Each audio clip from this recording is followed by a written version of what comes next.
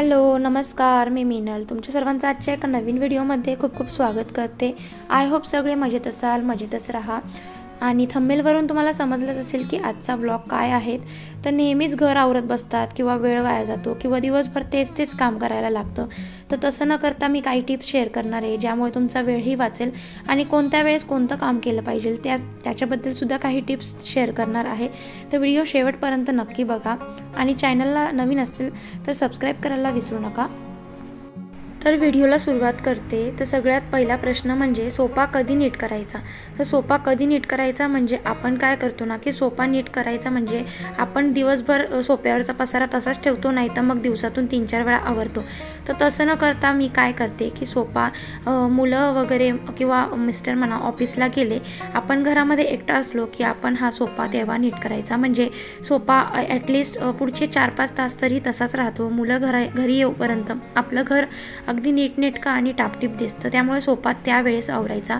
पुढचं म्हणजे पसारा कधी उचलायचा। तर पसारा सुद्धा त्यावेळेसच उचलायचा ज्यावेळेस आपले मुलं घरात नसले किंवा घरामध्ये कोणीही नसलं, त्यावेळेस आपण पसारा आवरून ठेवायचा, म्हणजे आपलं घर टापटीप आणि नीटनेटकं दिसतं। तर पसारा म्हणजे काय, लहान मुलांच्या खेळण्या, तर खेळण्या वगैरे उचलून घेतल्या की आपला हॉल अगदी चकाचक दिसतो आणि अशा वेळेस तुम्ही ह्या सकाळच्या टायमाला तुम्ही पसारा उचलू शकतात। पुढचं म्हणजे बेडशीट। तर बेडशीट नीट करायला अगदी 2 ते 3 मिनटं लागतात। बेडशीट नीट करायला मी दाखवलेलंच आहेत व्हिडिओमध्ये। बेडशीट अगदी 2 ते 3 मिनटात नीट केली आणि तुम्ही बघू शकता त्या बेडशीट नीट केल्यामुळे आपला बेडरूम म्हणा किती सुंदर आणि चकचक दिसत आहेत। लगेच वेगळं लुक येतं, कारण पसारा जितका आवरला तितका आपलं म्हणजे घर नीटनेटकं राहतं। तर पुढचं म्हणजे असं किचनमध्ये आले। किचनमध्ये आल्यानंतर बघू शकतात आपण किचनमध्ये काय करतो ना, सकाळची जी आपली म्हणजे टिफिन बनवल्याची भांडी किंवा चहाची भांडी असते ती तशीच ठेवतो आणि भांड्याला भांडं लागून इतकी सारी भांडी जमा होतात की मग आपल्याला भांडे घासायला सुद्धा कंटाळा येतो। तसं न करता किचन ओट्यावरची भांडी लगेचच सकाळीच घासून टाकायची आणि ओटासुद्धा लगेच पुसून घेते। स्वयंपाक जर झालेला असला तर लगेचच ओटा चकाचक पुसून क्लीन करून घेते, म्हणजे दिवसभर आपल्याला ते काम डबल करण्याचा म्हणजे कंटाळा देखील येत नाही आणि करायला गरजसुद्धा पडत नाही। तर बघा स्वयंपाक झालेला होता आणि भांडीसुद्धा घासून टाकलेली होती। आता दुपारी जेवणानंतर जी 2-3 ताटं राहतील ती धुवायला कंटाळा येणार नाही आणि सकाळची भांडी सकाळीच झाली तर किचन अगदी चकाचक आणि नीटनेटका दिसतो। टिप अशी की म्हणजे झाडू कधी मारायचा। तर झाडू कधी मारायचा म्हणजे सकाळी आणि संध्याकाळी झाडू मारलाच पाहिजे। आणि जर तुम्हाला तसं जमत नसेल, तुमच्या घरामध्ये लहान मुलं असेल तर तुम्ही 2-3 वेळा झाडू मारू शकता, अगदीच खराब असेल तर। आणि झाडू आपण सकाळी मारू शकतो जेव्हा घरातून आपण सगळं बेडशीट सगळं आपण झटक करतो, त्यावेळेस घरामध्ये कचरा झालेला असतो। सकाळी उठल्यावरती घरामध्ये इतका सारा म्हणजे घाण झालेली असते, त्यावेळेस तुम्ही झाडू मारू शकतात। आणि संध्याकाळी 6च्या दरम्यान तुम्ही एकदा परत झाडू मारू शकतात किंवा दिवसभराचे जे घरामध्ये घाण झालेलं असतं त्यावेळेस कचरा झाडून घेऊ शकतात। दुसरी गोष्ट अशी, आपण घरामध्ये जी झटक किंवा पुसणं करतो तर ते कसं करायचं। टीव्ही आणि जे आपण स्पीकर किंवा इतर गोष्टी असतात ज्या आपण पुसून घेतो किंवा झटकून घेतो त्या या टायमाला करायच्या। सकाळी काय होतं ना की आपल्या घरामध्ये आपण एकटंच असतो, त्यावेळेस जर आपण या कामाची जर सवय लावली तर आपल्याला रोजच्या त्या कामामध्ये कंटाळा येत नाही आणि जडसुद्धा जात नाही। आता मला रोजची सवय असल्यामुळे मला इतकी सारे कामं मी रोजच्या रोज डेली रुटीनमध्ये करत असते। जसं टीव्ही पुसून घ्यायला अगदी 1 मिनिटसुद्धा लागत नाही, तर टीव्ही पुसून घेते।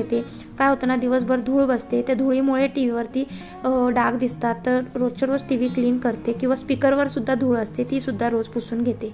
पुढचं टिप अशी, बेसिंगच्या इथं जो पसारा असतो तो तसंच न ठेवता लगेच उचलून घ्यायचा आहे। पावडरचा डबा म्हणा, तेलाचा डबा म्हणा किंवा कंगवा म्हणा, तसंच ठेवलं तर दिवसभर कधी दिसायला चांगलं दिसत नाही आणि दुसऱ्या दिवशीपर्यंत तसंच राहतं।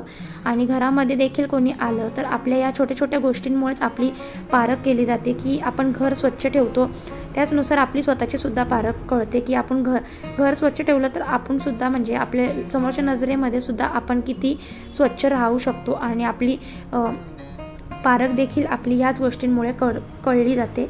पुढचं म्हणजे बाथरूम क्लीन करून घेताना बाथरूममध्ये जे कपडे असतात तर काय होतं ना की कपडे धुवून घेतले किंवा कपडे धुतले की तसेच बाथरूममध्ये नितरत न ठेवता लगेचच वाळत टाकायचे आहेत, म्हणजे लवकर सुकतात देखील आणि लवकर संध्याकाळी आपण घड्या घालून कपाटामध्ये ठेवू शकतो। पुढची टिप अशी की सुकलेले कपडे असतात जे आगल्या दिवशीचे आगल्या रात्रीचे जे कपडे असतात ते स्वच्छ काढून आपण बेडवरती तसेच ठेवतो किंवा खुर्चीवर तसेच ठेवतो। ते तसेच ठेवले की आपण तसेच लागल तेव्हा घेत असतो। तसं न करता ह्या कपड्यांच्या सुद्धा छान घड्या घालून आपण आपापल्या कपाटामध्ये जर ठेवले तर वेळेवर सापडतात सुद्धा आणि बेडशीटवर किंवा बेडवरती असा पसारा दिसत नाही, जेणेकरून आपल्या घरामध्ये आपल्या सगळ्या गोष्टी जिथल्या तिथे ठेवायला आपल्याला स्वतःला सुद्धा चेंज व्हावं लागतं। तसंच मग बघा आता बेडवरती इतके कपडे होते, तसंच पसारा न ठेवता मी आता यांच्या घड्या घालून कपाटामध्ये ठेवून दिलेलं आहे। तर बघा अशा छोट्या छोट्या गोष्टींमुळे आपलं घर अगदी नीटनेटकं आणि कोणत्या वेळेस जर कोणती गोष्ट केली तर कामसुद्धा म्हणजे सोपं होतं आणि बघा अगदी वेळेनुसार होतं आणि लवकरात लवकर आटोपतं। तर पुढचं म्हणजे बाथरूम क्लिनिंग। तर आपल्या घरामध्ये अगदी मेन गोष्ट म्हणजे बाथरूम। तर बाथरूम हे अगदी आपलं क्लीन राहणं गरजेचं आहे। घरामध्ये कोणी आलं तर बाथरूममध्ये गेलं तर आपलं बाथरूम खराब आपण दिसलं तर आपल्या घरामध्ये येणाऱ्या पाहुण्यांना देखील आपल्याला असंच वाटतं की घर किती अस्वच्छ आहे।